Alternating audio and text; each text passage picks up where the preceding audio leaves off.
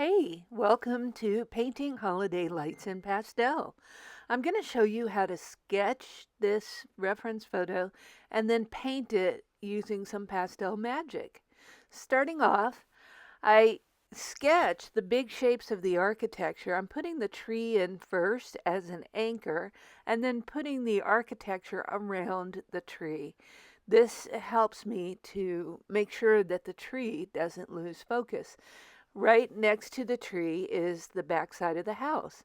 So to get the perspective correct on the roof, I hold the ruler at the same angle and then transfer it to my painting surface. So this keeps it in the same perspective. I sketch some of the hard edges in place and realize that my focal point is the doorway. So I want the tree and the doorway to be very clear. So I spend a little extra time measuring. I put in a center line for the doorway, and then I measure and put in the molding on the roof and the archway.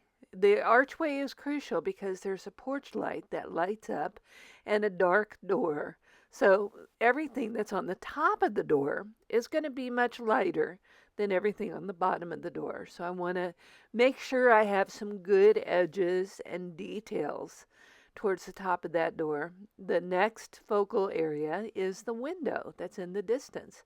So there's three focal areas: the Christmas tree, the door, and the window. I have those in place. Now I've done a value sketch. You can see how the three will play off of each other. In the color study, I chose the palette for this painting. It's going to be a yellow-purple palette. And the colors I'm using, I'm working from dark to light. So starting off with yellow and purple, warmer and cooler versions of each color. The purple, I'm using a true violet, a red violet, and a blue violet.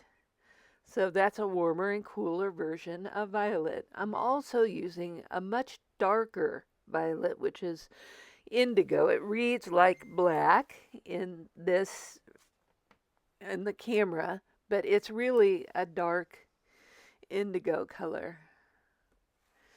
I'm also using some lighter versions of violet.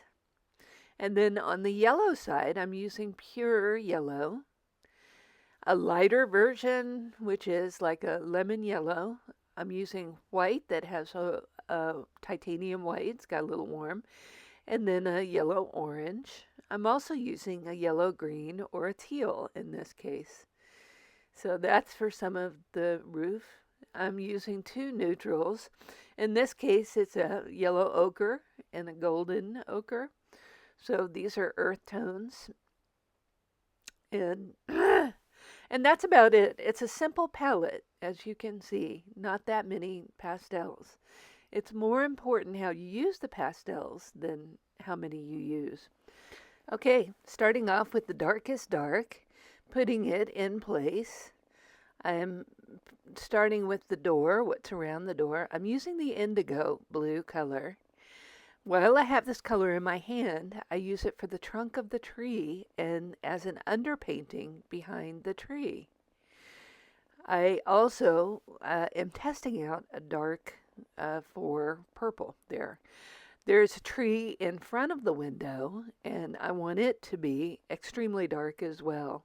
If you don't have indigo, you can use black. Black is fine for this. You're using it as an underpainting and putting layers on top. Now, the roof has got to be a really dark dark. I'm making the trim on the roof a little bit lighter than what you see in the photo reference so that the focal point comes forward and the rest of the house pushes back. So that's the goal here. Now, I'm bringing some of that color into the foreground. You really want to have your darkest darks in the front. So next, I'm moving to some of the dark yellow. This is the neutral. It's like a golden ochre color. And I'm putting it on the door behind the tree and so forth. This is the darker of the two neutrals. It doesn't appear that dark because everything on here is dark. Next, I'm going with red violet, and I'm putting the red violet in behind some of the lights on the trees.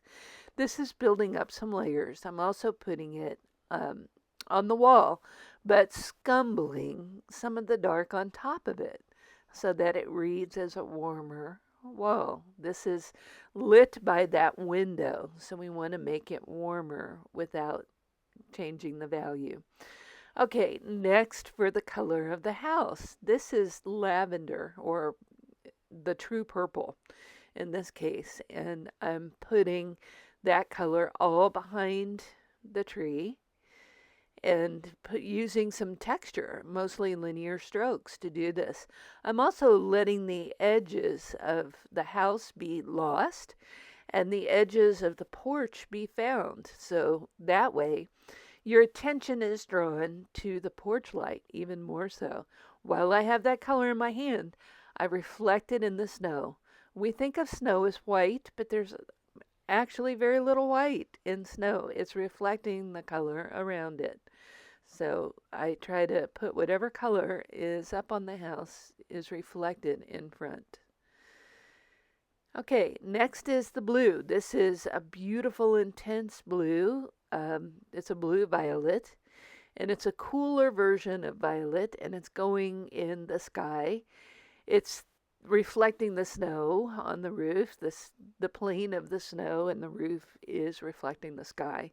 So that's why you see that same color up there. Also, it helps to push the roof back and make it more of the middle ground. And I'm pulling that same blue through the whole composition in the tree holes and in the windows. I'm also putting a little bit of it in the cool parts on the building. So this helps to model the building and reflecting it in the snow in the front yard. This pulls the whole composition together. Already you can start to see how that composition is coming together. Okay, so now we have most of the purples in place. I'm going to start with some of the yellow. So this is the lighter yellow ochre, and I'm putting it in the middle part of the door on top of the darker yellow ochre. I'm also putting it as a glow on the tree. I'm not making pinpricks of light on the tree. I'm making glows. So this is the glowy part, putting it in the snow in the foreground, and a few places to warm up the architecture and so forth. I try to think of it as planar values. So any place that the light would hit, I'm warming it. I also want to make sure I don't lose the darks on the stairs. So in order for the lights to show up, there has to be some darks. Next, I'm moving to yellow-orange. I'm using it to carve out the windows. Next, we're moving to some of the light and the glowing light from the painting. I'm just cleaning up some of the edges. I want the background or the middle ground to be clear, the background to be clear, and now working on the foreground. I'm putting in just a tiny bit of that teal. This is the lighter blue color. I'm putting some of it in the window, in the tree, and reflected in the snow. This helps to sharpen up some of the edges. It's a cool color and brings them forward. Next, I'm going with pure yellow. This pure yellow is closest to the light. It's a really warm light. It's going to define all of the architecture on the porch and be the glow of the porch light. It isn't the porch light itself, but it's the glow of the porch light.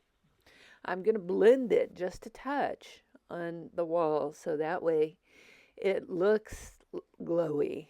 It isn't a hard edge. I'm also putting it inside the windows and using it to create the window panes. You want to make sure you're not having to draw every single pane, but you're giving the impression of the panes. I'm also using it to create some of the glowy lights on the tree and reflecting it in the snow underneath the tree and on the path in front of the house. Um, this yellow is not the lightest yellow, but it's an intense yellow. So after this yellow comes the light yellow. This is the lightest yellow. It's not pure white, but it's light yellow, and I'm using it to reflect the light against the dark of the trim on the house, and I'm using it to create the porch light. So now you have a source for that porch light. Now that you have your lightest light on the porch, I can put it in the window and reflect it on the snow. I'm also going to be using that really beautiful light to, I've got to clean my hands first, create some pastel magic. So I pull the pastel using the side of my thumb on the windows, clean it, and pull the pastel on the windows on the door, and push the pastel with a single finger. This creates a glow in the porch light. So now you have that beautiful effect. Now I twist the tip of my finger to create a few circles on the tree, and that creates a glowy light. Now we're ready for pure white. The pure white goes in the porch light and in the individual lights on the tree. This takes a little time. You're making pin pricks with just the edge of the pastel. Those pin pricks create that intense light and make it glow. And there you have it. That pastel magic really creates the glowing, warm effect. Ta-da!